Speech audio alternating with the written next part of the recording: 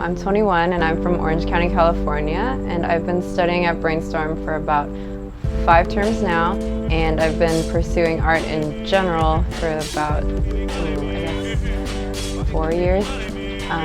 I had a lot of friends in concept and entertainment design over at Art Center, and I heard a lot of them were taking supplementary courses at CDA and Brainstorm.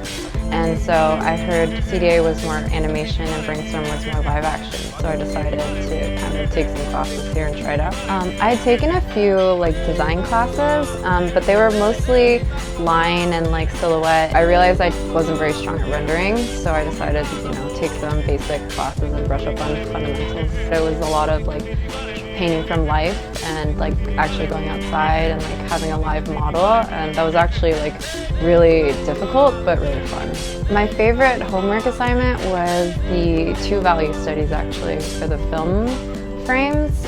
I really enjoy kind of breaking things down graphically, so that was actually really fun. In class, I really liked when we had the female model the second time we did figure painting, because I felt like I learned a lot from the first time, and then it didn't go that well, but it was still very helpful. Brainstorm's actually I'm really happy that I signed up, because I've met so many artists that are in a more similar situation than me.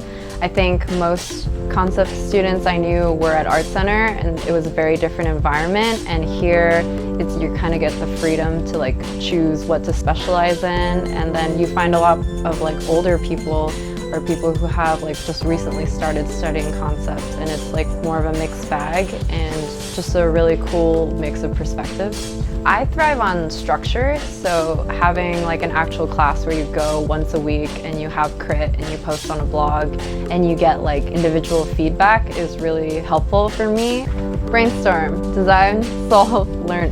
Sorry. Brainstorm, design, solve, learn.